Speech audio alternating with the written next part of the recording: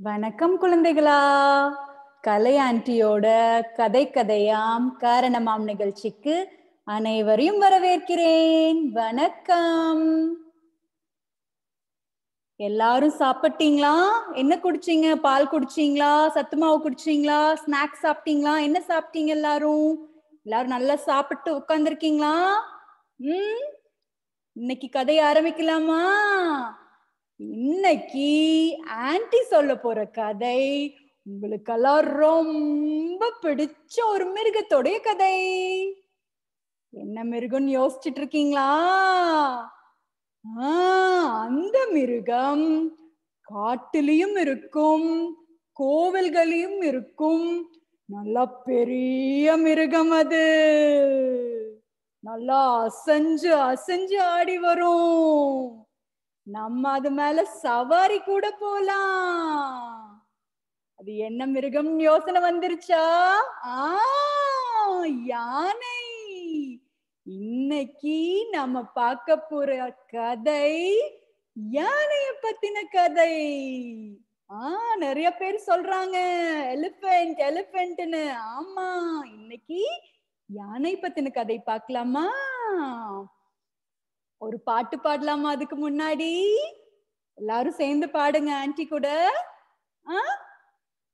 யானை வருது யானை வருது யானை வருது டோய், யானை வருது யானை வருது யானை வருது டோய், தும்பிக்கையை ஆட்டி ஆட்டி யானை வருது டோய், தும்பிக்கையை ஆட்டி ஆட்டி யானை வருது டோய், லாய் லாய் யானை வருது டோய், லாய் லாய் யானை வருது டோய், லாய் லாய் யானை வருது டோய்.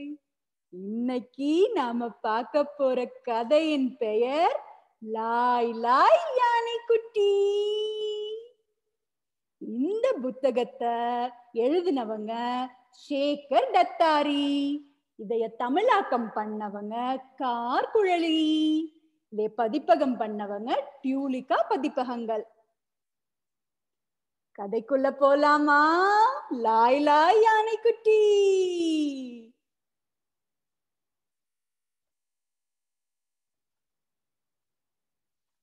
லாய் லாய் யானை குட்டி பிறந்து ஒரே நாள் தான் ஆச்சு. இங்க பாருங்களேன், ஒரு நாள் தான் ஆச்சு லாய் லாய் யானை குட்டிக்கு. லாய் லாய் யானை குட்டி 3 அடி உயரமும் 100 கிலோ எடையும் இருக்குது. பிறந்த யானைக்குட்டி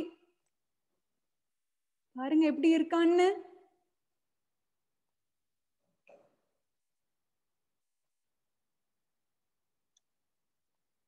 லாய் லாய்னால பிறந்த ஒரு நாள்லயே எந்திரிக்கவும் முடியும், நடக்கவும் முடியும். ஆனா அவனோட கால்கள் கொஞ்சமா நடுங்கும்.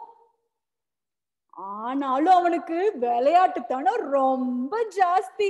விளையாடுறதுன்னா அவனுக்கு ரொம்ப இஷ்டம்.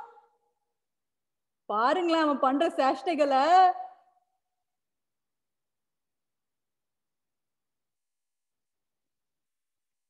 லாய் லாய்க்கு பிறந்த ஒரு நாள்லயே அங்க என்ன இருக்குது இங்க என்ன இருக்குதுன்னு தெரிஞ்சுக்கணும்னு ரொம்ப ஆசை. அதனால அவனோட தும்பிக்கைய இங்க பாருங்களேன், அவன் தும்பிக்கைய எப்படி நீட்டிட்டு இந்த சைடும் அந்த சைடும் அசைச்சுக்கிட்டு அங்க என்ன இருக்குது இங்க என்ன இருக்குதுன்னு தேடுன்னு தேடுறான் பாருங்களேன்.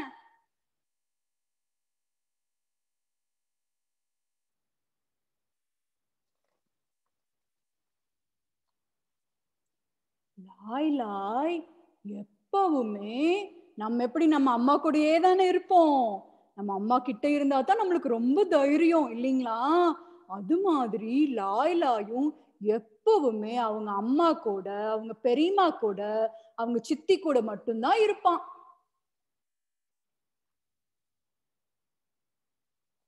நம்ம எல்லாம் எப்படி அம்மா எங்காச்சும் போனாங்கன்னா அம்மா வேணும், எனக்கு எங்க அம்மா வேணும் அப்படின்னு நம்ம அழுவோம் இல்லைங்களா அம்மாவை கேட்டுட்டு.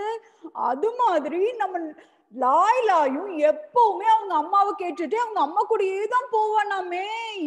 லாய் லாய்க்கு நம்மளாட்டவே எப்பவுமே அவங்க அம்மா கூடயே தான் போயிட்டு வருவான். எங்க போனாலும் அவங்க அம்மா கூட போவான்.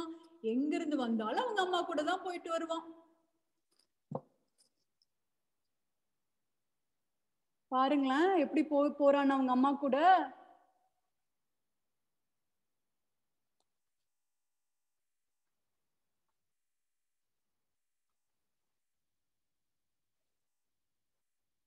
அவங்க அம்மா ரொம்ப பலசாலி. நம்ம அம்மாக்கள் எல்லாம் எப்படி நம்மளை ரொம்ப பாதுகாப்பா வச்சிருக்காங்க இல்லைங்களா? அது மாதிரி லாய்லாயோட அம்மாவும் ரொம்ப பலசாலியா எப்பவுமே அவனை ரொம்ப பாதுகாப்பா வச்சுப்பாங்க. எங்க போனாலும் பத்திரமா எந்த ஒரு ஆபத்தும் வராம ரொம்ப பத்திரமா பாதுகாத்து எங்க போனாலும் கூட்டிட்டு வருவாங்க. பாருங்களேன் இப்படி பத்திரமா கூட்டிட்டு போறாங்கன்னு லாய்லாய.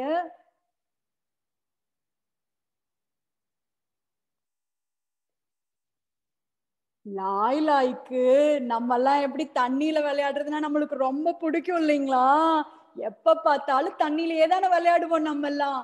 அம்மா என்ன சொல்லுவாங்க, தம்பி பாப்பா எப்ப பார்த்தாலும் தண்ணியிலேயே விளையாடுறீங்களே, சளி பிடிச்சுக்க போகுது, மழை பெய்யுது, ஈரமா இருக்குது, தயவு செய்து தண்ணியில விளையாடாதீங்கன்னு சொல்லுவாங்க இல்லையா நம்ம அம்மா நம்மளை எல்லாம். அது மாதிரி நம்மளையாட்டவே லாய் குட்டிக்கும் இங்க பாருங்க தண்ணியில விளையாடுறதுன்னா ரொம்ப பிடிக்கும். ஆனா எப்பவுமே அவங்க அம்மா கிட்டயே தான் இருந்து விளையாடுவான். எங்கடா அம்மாவை காணுமேன்னு தேடுறீங்களா? இங்க பாருங்க அவங்க அம்மாவோட தும்பிக்கையோட நுனி தெரியுது பாத்தீங்களா? இங்க அம்மா கிட்டயே தான் இருப்பான் எப்பவுமே லாய்.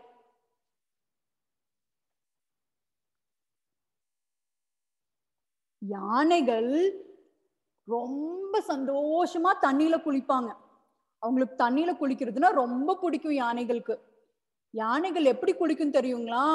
அதோட தும்பிக்கையோட நுனி வந்து தண்ணிக்கு வெளியில இப்படி விட்டு அப்படித்தான் மூச்சு விடும். தண்ணிக்குள்ள வெளியில விட்டு இங்க பாருங்களேன், அதோட நுனிய வெளியில விட்டு மூச்சு விடுது பாருங்களேன். இப்படித்தான் குளிக்கும் தண்ணியில. அதுக்கப்புறம் என்ன பண்ணும் தெரியுங்களா? யானைகள் எல்லா யானைகளும் குளிச்சுட்டு வந்ததையும் வெளியில வந்து மண்ணை எடுத்து வாரி வாரி அது மேல போட்டுக்கும். மண்ணை எடுக்கும், இப்படி வாரி போடும், எடுக்கும், இப்படி எடுத்து வாரி போடும்.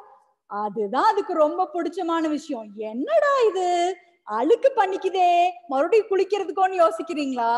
இல்லவே இல்ல. அதுக்கு மண்ணள்ளி போடுறதுன்னா ரொம்ப இஷ்டம். எதனால தெரியுங்களா? நம்ம மாட்டுல ஆட்டுல எல்லாம் பாத்தீங்கன்னா குட்டி குட்டி பூச்சி எல்லாம் போய் அதை கடிக்கும். அது மாதிரி யானையும் போய் குட்டி குட்டி பூச்சி கடிக்குங்களாமா. அந்த பூச்சி எல்லாம் கடிக்காம இருக்கிறதுக்கு இந்த யானை பாருங்களேன் எவ்வளவு வேக்கையானோன்னு எடுத்து இந்த மண்ணை போட்டுக்குமாமா. மண்ணை போட்டுக்கிட்டா அந்த பூச்சி எல்லாம் வந்து கடிக்கவே கடிக்காதுங்களாமா. பாருங்களேன் நம்ம லாய் எவ்வளவு பெருசா வளர்ந்துட்டான்னு தெரியுதா?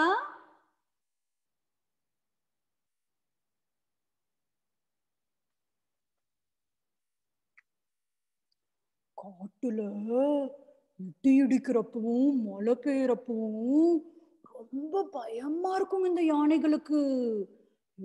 லாய்க்கும் பயமா இருக்கும் இல்லைங்களா? அப்ப என்ன பண்ணுங்களாமா லாய் இந்த மாதிரி போய் அவங்க அம்மா பக்கத்துலயும் அவங்க பெரியம்மா சின்னம்மா பக்கத்துலயும் போய் சந்துல போய் ஒளிஞ்சுக்குமாமா. இங்க பாருங்களேன் எப்படி போய் லாய் ஒளிஞ்சிருக்கான்னு.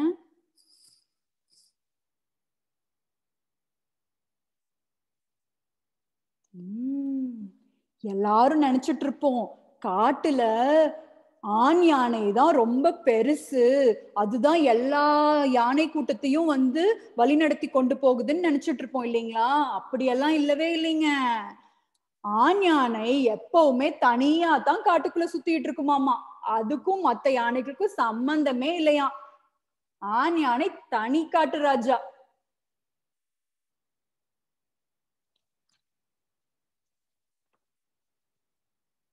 அப்புறம் யாரு மத்த யானைகளை எல்லாம் வழி பண்ணுவாங்கன்னு யோசிக்கிறீங்களா?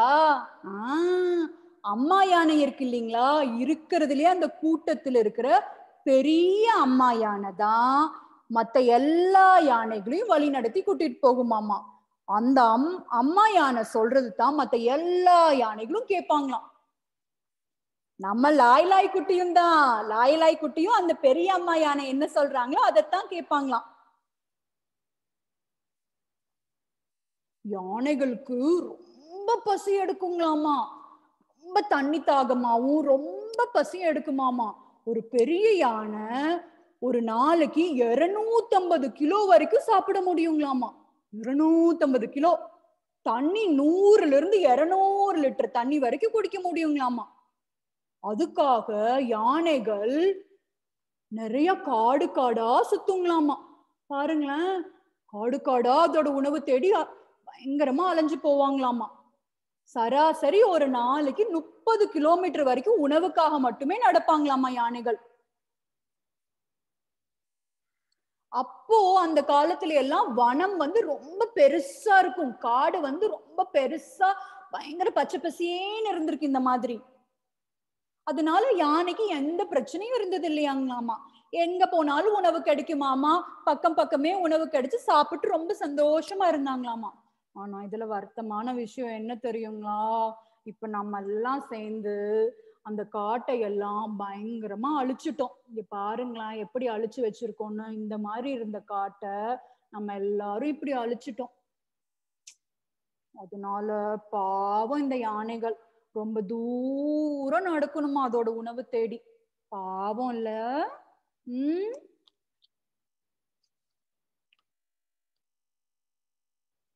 இப்ப நம்ம லாய் குட்டிக்கு 7 வயசு ஆயிருச்சு. இங்க பாருங்களேன், அவனோட தந்தங்களை பாருங்க.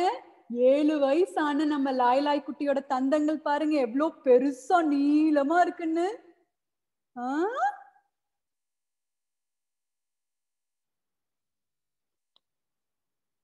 தந்தங்கள் இருக்கிற யானைகள் ஆசியால மட்டும்தான் இருக்குது. அந்த யானைகளை டஸ்கர் அப்படின்னு சொல்லுவாங்க, தமிழ்ல கொம்பன் அப்படின்னு சொல்லுவாங்க. ஆண் யானைகளை டஸ்கர், தமிழ்ல கொம்பன் அப்படின்னு சொல்லுவாங்க அந்த தந்தம் இருக்கிற யானைகளை. சரிங்களா?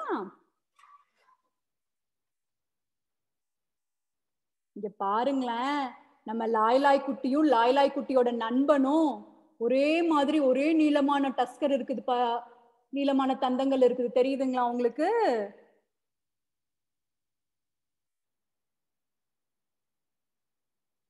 நம்ம எல்லாம் எப்படி நம்ம நண்பர்களோட வா நம்ம பலம் யார் பலசாலின்னு பார்க்கலாம்னு சொல்லிட்டு கும்ஃபு கராத்தே எல்லாம் பண்ணுவோம். வா வா வா நான் தான் பலசாலி அப்படின்னு நம்ம நண்பர்களோட சண்டை கட்டுவோம் இல்லைங்களா விளையாட்டுக்கு. அது மாதிரி நம்ம லாய் குட்டியும் அவனோட நண்பன் கூட இங்க பாருங்க யாரு பலசாலின்னு சொல்லி சண்டை கட்டி பாக்குறாங்க. தண்ணியில இறங்கி இங்க பாருங்க எப்படி சண்டை கட்டிட்டு இருக்காங்கன்னு.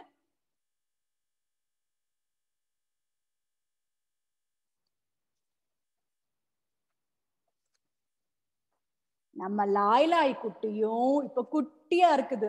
ஒரு நாள் இது மாதிரியான ஒரு பெரிய கொம்பனாயி 4000 கிலோ எடையும் 10 அடி வளத்தையும் வளரப்போகுது. இது மாதிரி தான் ஆயிருவான் நம்ம லாய் குட்டி. எப்படி இப்படி இருந்து இந்த மாதிரி ஆயிடுவான் நம்ம லாய்.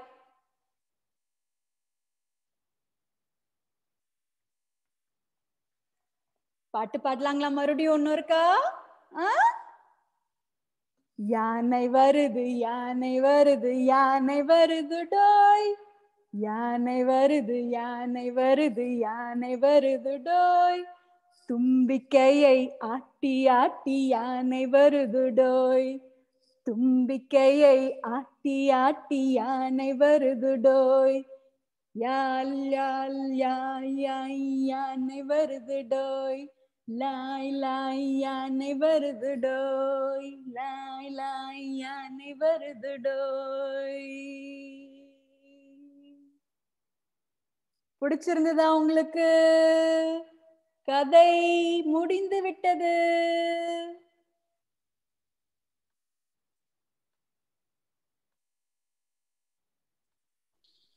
சொல்லு. பிடிச்சிருந்ததா உங்களுக்கு எல்லாத்துக்கும்? பிடிச்சிருந்ததா உங்களுக்கு? மேம் பிடிச்சிருந்தது, ரொம்ப சூப்பரா இருந்துச்சு. பிடிச்சது சூப்பரா இருந்துச்சு. Thank you, thank you. நன்றி நன்றி. கல்யாணி நல்லா இருந்துச்சு. நல்லா இருந்துச்சு மேம்.